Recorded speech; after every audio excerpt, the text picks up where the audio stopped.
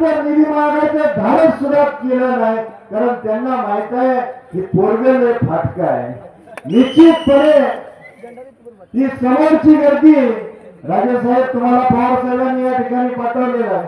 पवार साहेबांना या गर्दीचा एक संदेश द्या की बाबा इथला शेतकरी कामगार पक्षाचा कार्यकर्ता मागच्या 60 वर्षात ज्या पद्धतीने निष्ठा राखली, या तालुक्याचं आणि मतदारसंघाचं नाव निष्ठावंतांच्या तालुक्यावरून नावारूपाला आलं.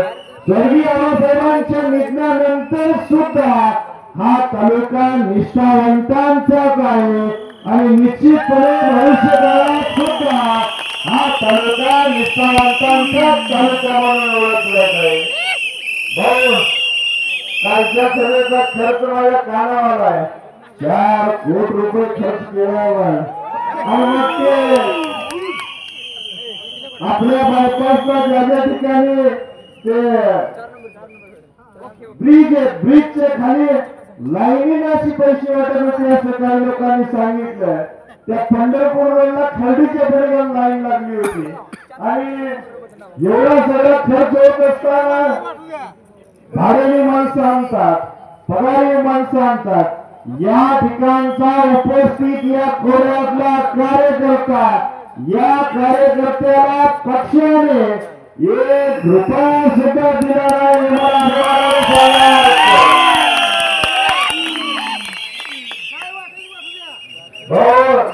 मागच्या 6 महिन्यात तालुक्यात काय चर्चा होती तुम्हाला माहित आहे.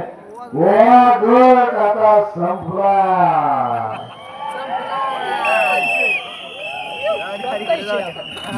या मला वाटतं या महिन्याची दुसरी सभा आहे कोळ्यामध्ये आणि ही गर्दी बघितल्यानंतर माझ्यासारख्या तरुणाचं मन भरून येतं की ज्या आबासाहेबांनी या कोळा गावावरती आणि या गटावरती खूप भरभरून प्रेम केलं. निश्चितपणे मी असेल आणि दादा असतील, आम्ही दोघं तरुण आहोत आणि मागच्या 3-4 वर्षामध्ये या तालुक्यात आणि मतदारसंघामध्ये राजकारण आणि समाजकारण करत असताना आमच्याकडून निश्चितपणे चुका झाल्या असतील. कारण वैद्यकीय क्षेत्रातून सामाजिक क्षेत्रामध्ये येत असताना, क्षेत्र बदलत असताना, एक पाऊल टाकत असताना निश्चितपणे माणूस आहे म्हणल्यानंतर चुका होतात. मी तुम्हा सर्वांना हात जोडून विनंती करणार आहे की आमच्या सारख्या तरुणांकडून झालेल्या चुका तुम्ही पदरात घ्या. कारण त्या चुका काही आम्ही ठरवून केल्या नाहीत, त्या चुका न कळत झालेल्या असतात.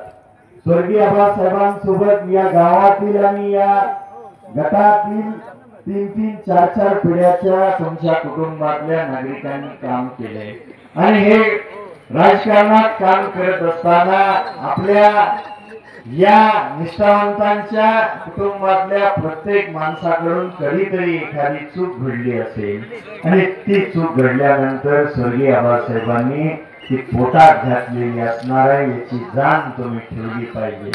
निश्चितपणे स्वर्गातून आबासाहेब आज पाहत असतील आणि त्यांना पाहत असताना त्यांच्या निधनानंतरची ही पहिली निवडणूक आहे आणि त्यांना वाटत असेल की ज्या कोळा गटाने माझ्यावरती, माझ्या शेतकरी कामगार पक्षावरती भरभरून प्रेम दिलं, ज्या तालुक्यामध्ये गोळ्याची पेटी फुटल्यानंतर विरोधक निश्चितपणे ते मतदान केंद्रावरती मतदान काउंटिंग चालू असताना बाहेर पडायचे आणि ती परंपरा या कोळा गावातील जनता आणि जिल्हा परिषद गटातील निष्ठावंत मतदार करतील की नाही हे वरून आबासाहेब पाहत असतील. मागच्या 6 महिन्यांपूर्वी बरेचसे या ठिकाणी कार्यक्रम घेण्याचा विरोधकांनी प्रयत्न केला. मला वाटतं आता उद्या आणि परवाच राहिलेला आहे, 2 दिवसात यांच्या सभा होतील की नाही याची खात्री नाही. अशी परिस्थिती आज गोव्यामध्ये आणि या गटामध्ये. काल गावरोडीत सभा झाली विद्यमान प्रतिनिधींची आणि प्रतिनिधींची सभा होत असताना ते लाल बावट्याच्या खाली बसून त्यांनी सभा घेतली. आपण असं खोटं बोलत नाही, आपल्याकडे पुरावे कधी मागा. म्हणजे हे हा गट वडा गट माझा आहे आणि मतदार इथला माझा म्हणून जे 6 महिन्यापूर्वी विरोध होते त्यांना आज मितीला या भागातल्या गावगाड्यात सभा घेत असताना त्यांच्या डोक्यावर लाल बावटा असल्याशिवाय जागा मिळत नाही.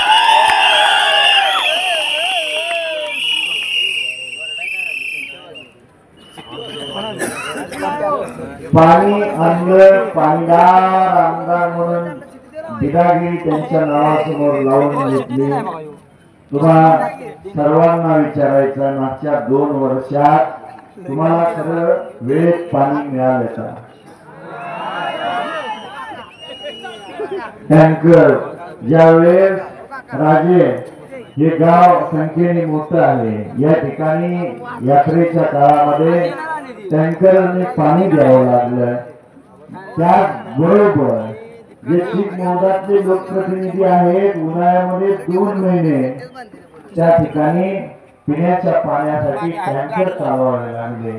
एका बाजूला 4 कोटीचं ते प्रिंटिंग मटेरियल छापलेलं आहे प्रचाराचं आणि त्याच्यावर फ्रंट पेजला लिहिलेलं आहे पाणीदार आमदार.